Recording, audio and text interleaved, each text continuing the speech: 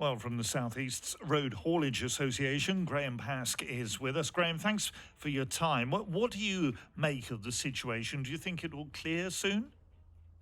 Well, unfortunately, I don't think it's going to clear soon. I mean, we've got a perfect storm of different scenarios. And obviously, with the P&O debacle, which, is out of everybody's control, it's happened. We've got to deal with it somehow, and it's going to take some time to come to resolution. But obviously, the FDS are running a depleted fleet at the moment. There was an accident last week in Dunkirk, and plus a couple of other vessels are off for refurbishment, which they say they'll be back in action next week. And then we had a problem this morning with the train, where the train's stuck in the tunnel. That held things up again. So obviously, with one train stuck in the tunnel, a lot of the other trains can't move, so there's big delays there. I mean, and of course the weather. I mean, the weather's been bad. So everything that could possibly go wrong has gone wrong over the last few days. And even the GVMS system for the goods vehicles movements has also crashed, and that probably won't be back up running until Thursday. Although there is a contingency plan in place for that to keep vehicles moving. But overall, I mean, what we haven't done, we haven't got a resolution to cope with vehicles, whatever the delay. We haven't got something in place to cope with the vehicles that are held up. I mean, we're talking of somewhere between 6,000 and 10,000 trucks a day go across the channel. Now, if they don't flow for 3-4 hours, then that's an awful lot of vehicles that are going to be sort of clogging up, not just the Dover arteries, but also the whole of the M20. I mean, over the weekend, the A20 was bad all the way from Maidstone all the way through to Ashford. So all these sorts of problems. In a case, again, of Brendley Corner, where vehicles are being stopped as some trucks are trying to sneak through the blockade, if you like, and then get down to Dover the wrong way. So we haven't got a solution in place, and we keep talking about building new truck parks. I mean, we need to sort of try and do something simply and quickly. I mean, we've got, issues over smart motorways and an extra lane, but what we need to do really is put an extra lane virtually from Folkestone or Dover all the way through to Maidstone. So widen the M20, put an extra lane in there, have it properly cordoned off, managed properly with overhead gantries, signage, multiple signage, and we need something put in place. We need something quickly. They start building this quickly at the Dover end and work our way up, so that at least we've got something in place. But of course, we need planning permission, and everything takes months, years of arguing about land and what it's used for. But if you look at, a Google map view of the M20, there's a swathe of land, literally, that you could just move 20 feet across, build an extra lane, and park the vehicles up on the motorway. We don't want big lorry parks.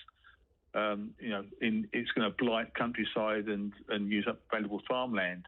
But a lot of that land at the side of the M20, is usable. It's going to cost millions of pounds, probably billions of pounds. But I mean, how much does the UK economy depend on free-flowing freight across that channel?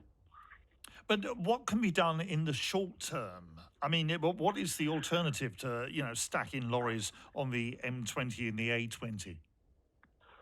Well, realistically, nothing, because we need those lorries. We are all consumers. What is on those vehicles is not the driver, it's not the truck, it's the goods that's on those vehicles. And those vehicles are desperately needed by the UK industry.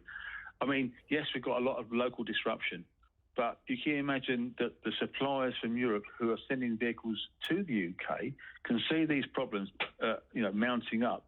So they're going to stop sending some vehicles, or vehicle drivers refuse to go. They don't want to spend 2 or 3 days in queues. So it's going to affect the industry throughout the whole nation. So it's vitally important to the whole of the UK, not just Dover. Obviously Kent is taking the brunt of this, but this needs to be financed nationally, because we need to get a long-term solution.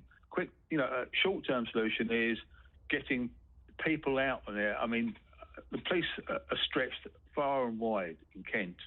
And, but we need to have a proper situation where traffic is controlled, where these vehicles aren't allowed to come down and try and, what they're doing, as the previous caller was saying, that clip this morning about he's trying to make deliveries into Dover, but it's all snarled up. Well, those lorries shouldn't be there. They should have been stopped from going there.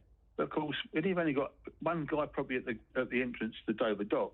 radioing the guy who's halfway up by White Cliffs Industrial Estate. They can't really control it in these people. And, we're sort of badly stretched. I mean, I feel sorry for the Kent police having to try and deal with this because, you just got a guy standing at the side of the road in like today's wet, windy weather all day long, just saying stop and go to trucks. It's a very, very difficult situation, but we need short term, we need people to manage the Brock and tap properly. Long term, but it's got to be a short long term. We cannot afford to keep this disruption. We've got to make sure because it's always going to happen. Weather's always going to, is going to have turned for the worst. There's always going to be vessels in for refurbishment. We hope we're never going to see a repeat of the P&O debacle, but we can't be the UK's economy can't be beholden to a boardroom in Dubai. We've got to have a robust system in place that we can keep that freight flowing across the channel. Graham Pask from the Road Haulage Association, thank you.